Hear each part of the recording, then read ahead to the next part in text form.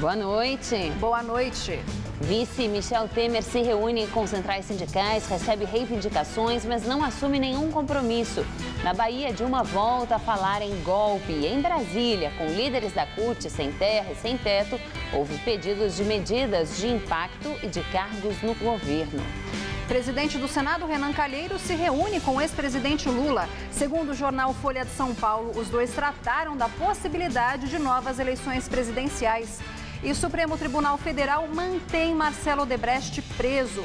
Condenado a 19 anos, o empreiteiro ainda enfrenta outro processo na Lava Jato. Você acompanha essas e outras notícias daqui a um minuto após um rápido intervalo.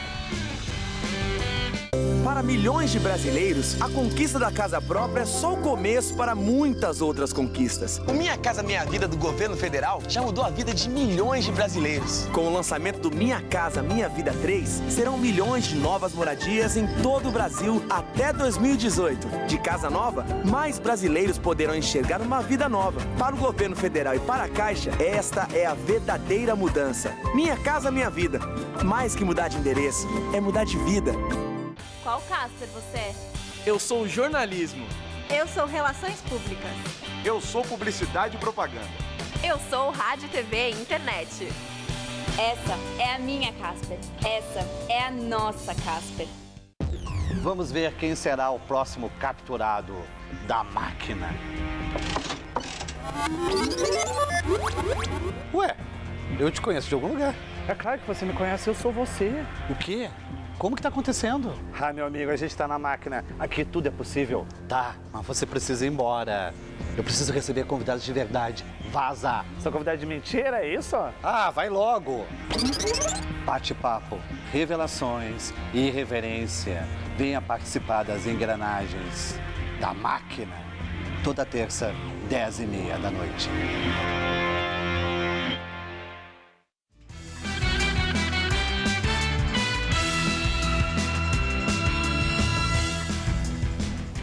A Corregedoria prende policiais civis que investigavam o assalto milionário à empresa de transporte de valores Protege, que aconteceu no mês passado. Na operação de hoje, 4 policiais foram presos e 3 estão foragidos. Durante toda a manhã, integrantes do Ministério Público de São Paulo e da Corregedoria da Polícia Civil de Campinas trabalharam para cumprir mandados de prisão contra 5 investigadores, um delegado e um escrivão. Eles atuavam em 2 delegacias da cidade. Também foram presos um advogado e um homem acusado de receptação. Na casa de um dos policiais foi encontrada uma grande quantia em dinheiro. Armas e documentos também foram apreendidos. Segundo as investigações, o grupo exigia dinheiro para aliviar a situação de suspeitos de crimes. A Corregedoria de Campinas e o Ministério Público já investigavam a prática desde o ano passado. Atualmente, parte desses policiais trabalhava na investigação do mega assalto que aconteceu na empresa de transporte de valores Protege no dia 14 de março. Em uma ação violenta, um grupo fortemente armado invadiu o prédio da empresa, que também fica em Campinas, e levou 50 milhões de reais em dinheiro. No dia 19 de abril, a Secretaria Estadual de Segurança Pública anunciou a prisão de 2 suspeitos. Eles estavam com este carro blindado, flagrado pelas câmeras de segurança da empresa de valores. Também foram encontradas armas, munição e coletes, mas nada do dinheiro. No mesmo dia, um funcionário da Protege foi sequestrado com a família e obrigado a entregar R$1 milhão em dinheiro. Não foi divulgado se os policiais presos hoje em Campinas atuaram ou praticaram extorsões no caso da Protege. A corrupção e extorsão de vítimas na Polícia Civil Paulista é alvo de outras investigações do Ministério Público. No fim do ano passado, a cúpula da Corregedoria da Polícia Civil do Estado foi trocada em meio a denúncias de que investigadores do órgão recebiam propina para proteger policiais corruptos e passar informações sobre o planejamento de operações do Ministério Público. Em nota, a Secretaria da Segurança Pública afirma que até o momento não há indícios de envolvimento dos policiais presos nem dos foragidos no assalto à Protege. A pasta também informou que as cédulas de dinheiro apreendidas hoje terão as numerações verificadas pela própria Protege para saber se o dinheiro tem alguma relação com o crime. PMDB e PSDB vão comandar a comissão especial do impeachment no Senado. A votação do relatório no plenário deve ocorrer até o dia 11 de maio. Como Como já era esperado, a comissão será presidida pelo senador Raimundo Lira, do PMDB da Paraíba. Ele foi eleito por aclamação. Sob protesto da base do governo, o senador tucano Antônio Anastasia, que é aliado de Aécio Neves, foi eleito relator com 16 votos a favor e 5 contra. Ele afirmou que vai relatar o processo do impeachment com serenidade. Escutando, ouvindo, debatendo, aberto, de maneira extremamente democrática, aliás, como determina o rito constitucional que está não só previsto na nossa Carta Magna, mas também na legislação infraconstitucional, e assim foi determinado pelo Supremo Tribunal Federal. Depois, os senadores votaram o cronograma de trabalho da comissão e o calendário ficou assim. Na próxima quinta-feira, dia 28, vão falar os juristas Miguel Reale Júnior, Hélio Bicudo e Janaína Pascoal, autores do pedido de impeachment. Na sexta-feira, dia 29, será a vez da defesa, que deve ser feita pelo advogado-geral da União, José Eduardo Cardoso. No dia 4 de maio, o relator Antônio Anastasia apresenta o parecer. No dia seguinte, a defesa da presidente Dilma Rousseff volta a se manifestar. A votação do relatório na comissão vai acontecer um dia depois, 6 de maio. Diante desse calendário, a previsão é que o relatório seja votado em plenário até o dia 11 de maio. Se aprovado por maioria simples, Dilma será afastada por 180 dias. E o vice-presidente Michel Temer, do PMDB, assume a presidência. Nesse prazo, Dilma vai se defender no Senado. Ela poderá ser ouvida. Se a defesa for aceita e Dilma absolvida, ela volta. Se não, será destituída definitivamente. Para aprovar o impeachment nessa fase, são necessários os votos de 54 senadores, ou seja, 2/3 do total. Na Bahia, a presidente Dilma Rousseff afirma que é julgada por um corrupto ao criticar diretamente o presidente da Câmara dos Deputados, Eduardo Cunha, do PMDB. Nesta manhã, Dilma participou da entrega de unidades do programa Minha Casa Minha Vida em Salvador. Mais uma vez, ela discursou sobre o processo de impeachment. E é golpe por um motivo. Não há crime. Eu nunca recebi dinheiro de propina. Eu não tenho contas no exterior. Eu não sou acusada de corrupção. O mais estranho é que quem me julga é corrupto. Essa pessoa que é o presidente da Câmara é uma pessoa que todo mundo sabe no Brasil que tem conta no exterior. É acusado pela Procuradoria-Geral da República. Dilma também falou sobre as pedaladas. Ela disse que é acusada de algo praticado no país desde 1994. Passou 95, 96, 97, chegamos nos anos 2000, passou 2001, 2002, chegamos no meu governo 2011, 2012 e 2013, não era crime. Aí, em 2014, virou crime. Em 2015 virou crime. E isso significa o quê? 2 pesos e 2 medidas. Significa injustiça.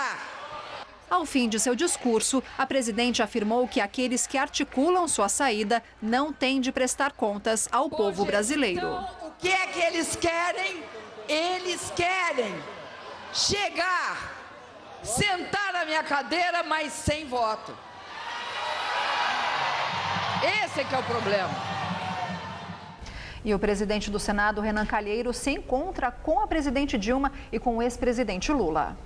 O primeiro encontro foi com Lula na residência oficial da presidência do Senado. Segundo o jornal Folha de São Paulo, na reunião, os dois trataram da viabilidade de realizar novas eleições presidenciais. De acordo com o jornal, Renan teria dito a aliados que Lula está muito realista sobre a situação da presidente Dilma Rousseff. Sem apoio do Congresso, Dilma teria dificuldades de aprovar uma PEC, uma proposta de emenda à Constituição. Renan teria defendido, então, um plebiscito que poderia ser feito nas eleições em outubro e regulamentado em até 60 dias. E com isto, a nova eleição ficaria para o ano que vem. De público, Renan nega que tenha tratado sobre o assunto. Disse que acredita muito no Brasil, que o Brasil é maior do que suas crises e ele quer colaborar com saídas. Depois, Renan se reuniu com a presidente Dilma no Palácio do Planalto. Este é o segundo encontro entre os dois nas últimas 2 semanas. O senador esteve com Dilma 2 dias depois da votação do impeachment na Câmara. Desde o ano passado, Renan tem sido um dos principais aliados de Dilma para tentar escapar do impeachment. Recentemente, no entanto, o PMDBista adotou postura de quem atua como juiz no processo. Amanhã, Renan se encontrará com o vice-presidente da República, Michel Temer, e com o presidente do PSDB, o senador Aécio Neves. Eu vou continuar conversando com todo mundo. A democracia, ela se fortalece com as conversas. E mais do que nunca é preciso aprender que conversar não arranca pedaços. A presidente Dilma Rousseff teve hoje encontro com líderes de movimentos sociais e sindicais. E de acordo com o jornal Estado de São Paulo, essas lideranças que têm participado de manifestações contra o impeachment teriam cobrado cargos no governo. Segundo a reportagem, participaram do encontro João Pedro Stedley, do MST, Wagner Freitas, da CUT e Guilherme Boulos, do MTST. Eles teriam pedido que integrantes dos movimentos fossem chamados a preencher vagas deixadas por partidos que eram aliados, mas que entregaram os cargos no governo. Vamos agora ao comentário de política com José Neumann e Pinto.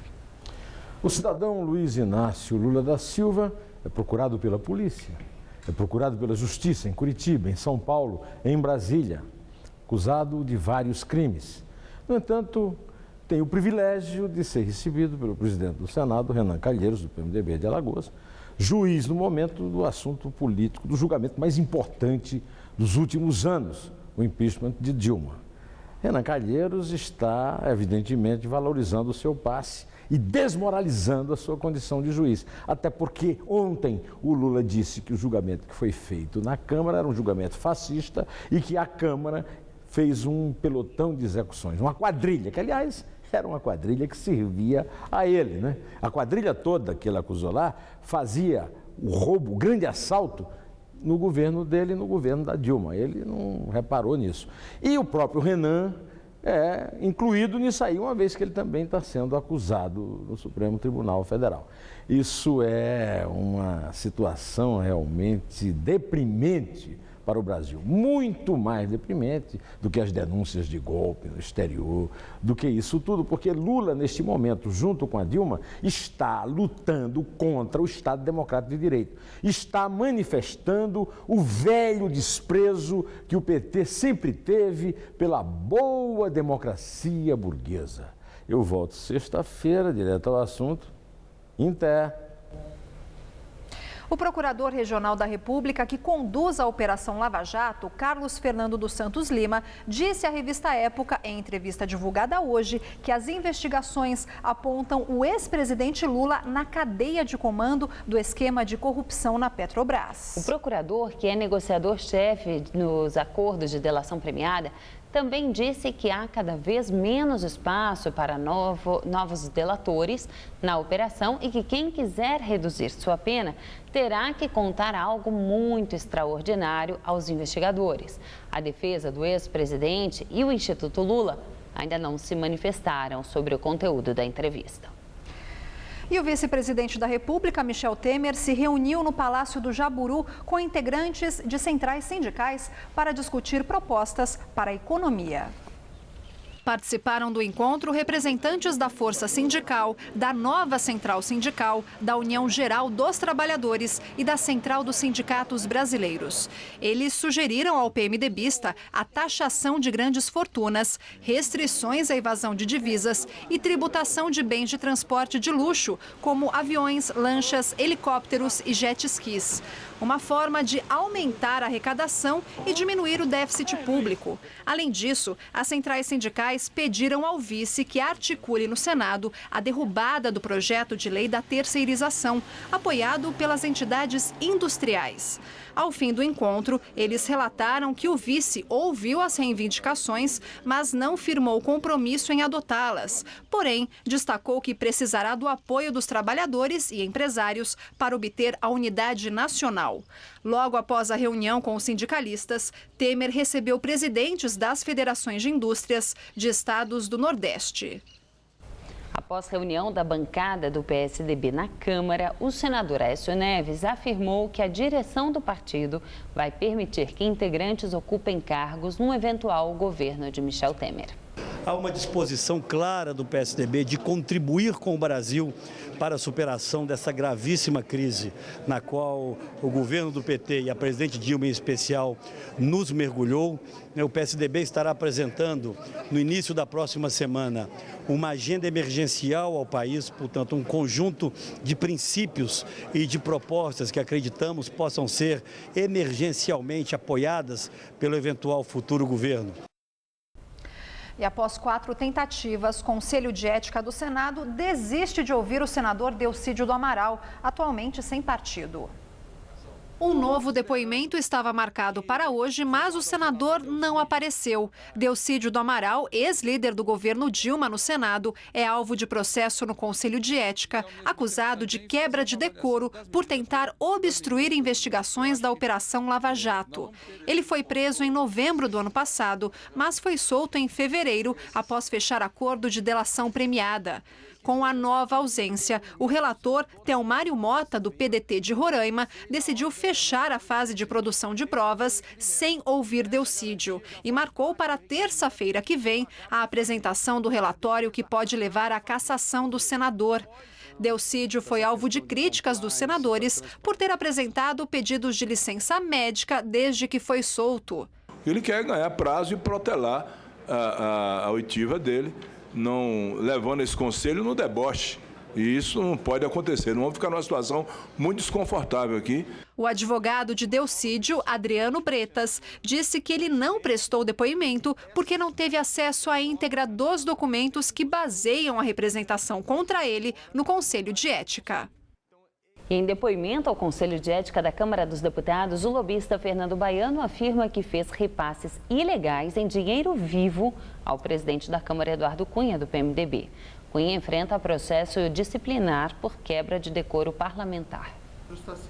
Fernando Baiano não era obrigado a depor ao Conselho. Ele foi apenas convidado a comparecer como testemunha. A pedido de sua defesa, a sessão não foi registrada em vídeo ou foto.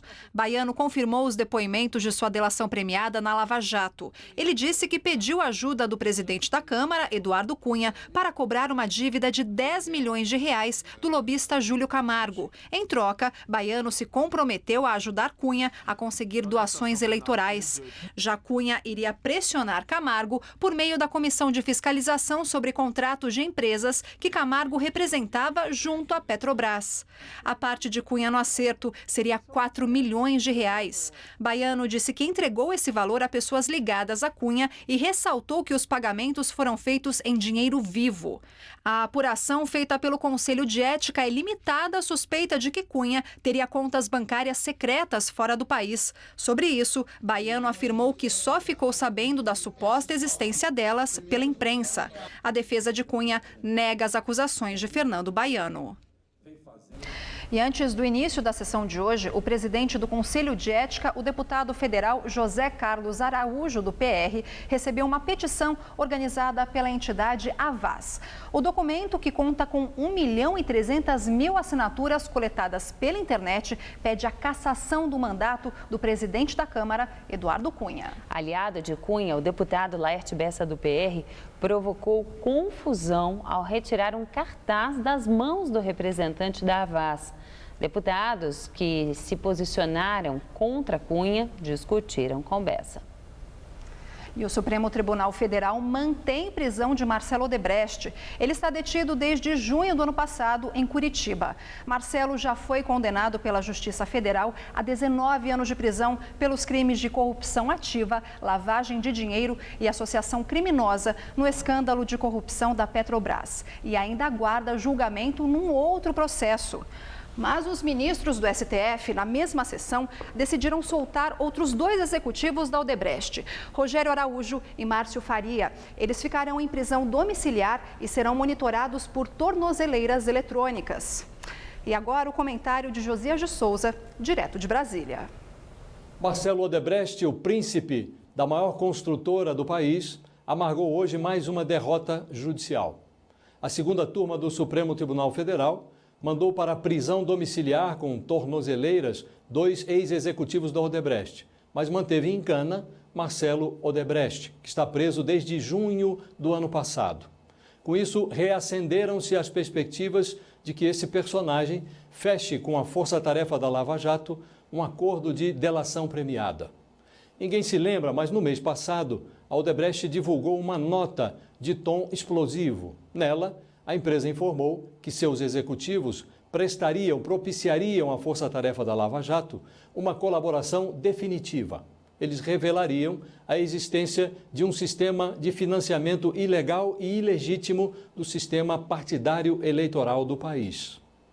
Desde então, aguarda-se por esta colaboração, que, se for definitiva como prometido, corre o risco de transformar Brasília numa hipertrofiada penitenciária da Papuda. Boa noite.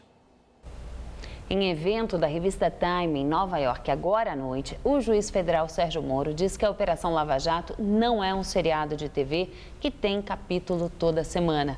Ele falou em entrevista à Rede Globo. Moro foi homenageado em um jantar após ser citado pela revista Time entre as 100 pessoas mais influentes do mundo. Ele está na categoria Líderes, ao lado de nomes como o do presidente Barack Obama, e é o único brasileiro na lista. O tempo virou nesta terça-feira, como estava previsto, e começaram as chuvas.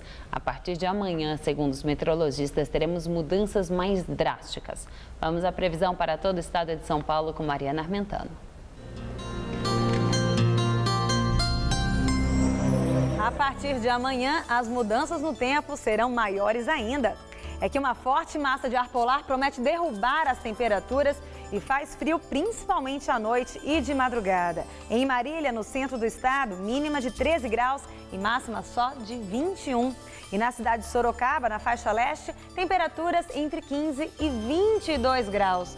Em todo o estado de São Paulo, a chuva enfraquece no decorrer do dia e não deve passar de uma garoa a partir da tarde, o que até potencializa a sensação de frio.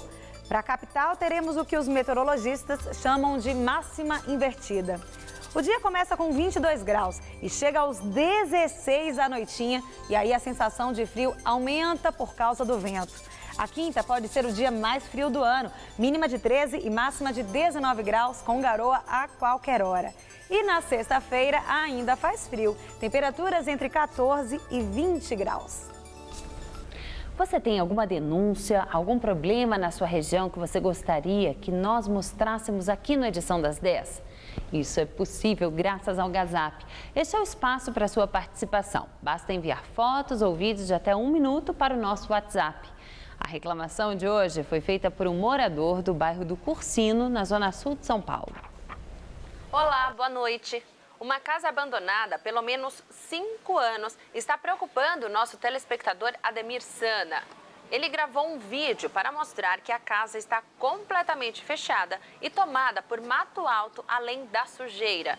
A preocupação do Ademir é com possíveis criadouros do mosquito Aedes aegypti. Se você também quiser denunciar algum problema aí no seu bairro, grave um vídeo com seu celular na posição horizontal e mande pra gente. O número é 11 aqui de São Paulo, 991616121. E se tiver qualquer dúvida, o passo a passo está no nosso site. Então, é isso. Até breve.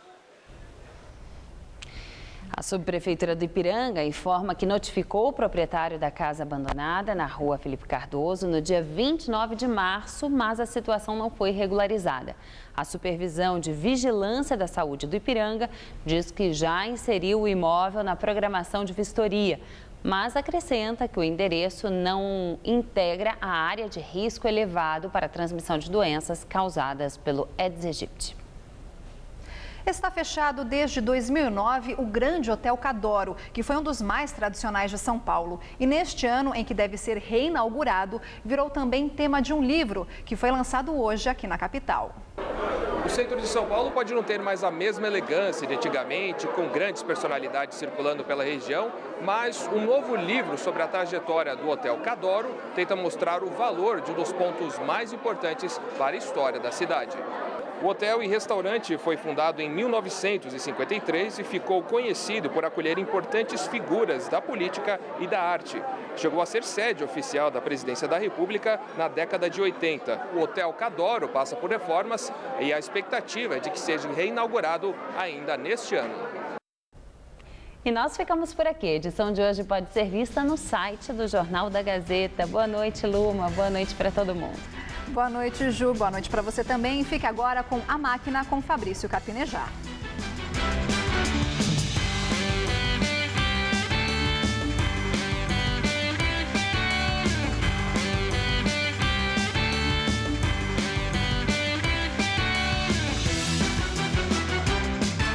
Rony Fon recebe a banda inglesa Marillion no Todo Seu. Daqui a pouco, 11 da noite. Assista agora A Máquina.